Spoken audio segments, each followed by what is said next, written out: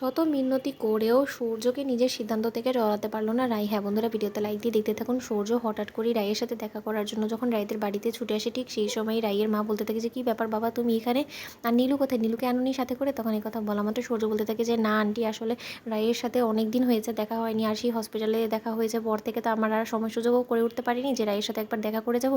তাই আসলে ভাবলাম আজকে অফিস থেকে ফেরার পথে হয়তো বা রাইয়ের সাথে একটু দেখা করে যাও। কি ঘুমোচ্ছে? তাহলে না আমি চলে যাই। তখন এই কথা বলা মাত্র রাইয়ের মা বলতে থাকে, না না, ও জাগনাই এসে, তাও তুমি একবার গিয়ে না ওর সাথে কথা বলে আসো। ওদিকে রাইয়ের সাথে দেখা হওয়া মাত্রই সূর্য বলতে থাকে যে, রাই এখন তোমার শরীরের কী অবস্থা বলো তো? যথেষ্ট পরিমাণে তোমাকে এক্সস্টেড লাগছে, অনেক বড় অপারেশন হয়েছে, এটার প্রতি তো তোমার এরকম একটা অসুস্থতা হবেই, সেটা তো খুব স্বাভাবিক, তাই না? তখন এই কথা বলা মাত্র রাই বলতে থাকে যে, আচ্ছা সূর্য, তোমাকে একটা কথা বলবো।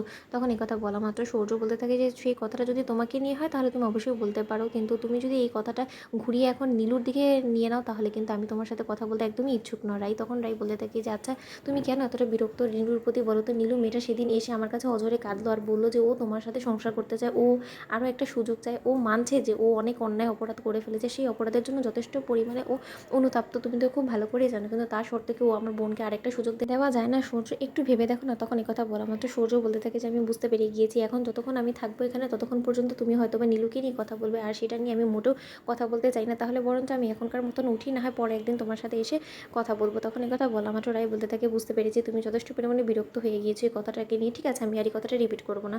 ওদিকে এই কথা বলা মাত্র সূর্য বলতে থাকে যে, রাই তুমি অনির্বাণ দাদাভাইয়ের সাথে নিজের সম্পর্কটা নিয়ে কী ভেবেছো না? আমি জাস্ট এমনি তোমার সাথে কথা বলছি এই বিষয়ে। তখন এই কথা বলা মাত্র রাই বলতে থাকে যে, দেখো অনির্বাণের সাথে আমার এই সম্পর্কটা আমি ভাঙবো কি না সেটা নিয়ে এখনও পর্যন্ত আমি কোনো কিছু চিন্তা করিনি, কিন্তু অনির্বাণ যে যথেষ্ট পরিমাণে মানসিক দিক থেকে এক্সস্টেড হয়ে পড়ে আছে সেটা তো সকলের সামনে এখন দিনের আলোর মতন পরিষ্কার, কিন্তু আমার শুধু একটাই ভাবনা চিন্তা যে অনির্বাণ কেন বারবার করে তোমার এবং আমার সম্পর্ক নিয়ে সন্দেহ করে আমাদের সংসারে অশান্তি করে, আমি সেটাই এখনও পর্যন্ত বুঝে উঠতে পারিনি, জানো তো সূর্য?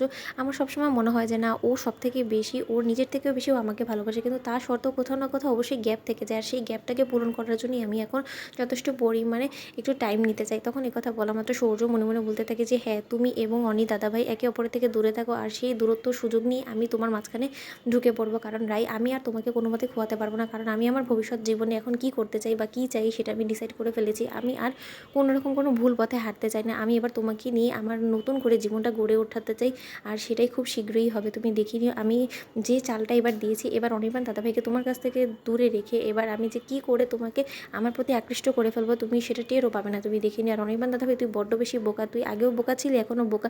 তুই বোকা ছিলি বলেই কোয়েল বৌদিকে তোর বন্ধু কেড়ে নিতে পেরেছে, আর তুই আরও একবার সেই বোকামোর ফলেই রাইকেও হারাবি, তুই দেখে নিস। ওদিকে এ কথা বলা মাত্র রাই বলে থাকে, কী বাবা সূর্য, তুমি কী ভাবছো? তখন সূর্য বলতে থাকে, না না কিছু না। তো বন্ধুরা, ভিডিওটি ভালো লেগে থাকলে লাইক কমেন্ট শেয়ার করে সাবস্ক্রাইব করতে ভুলো না।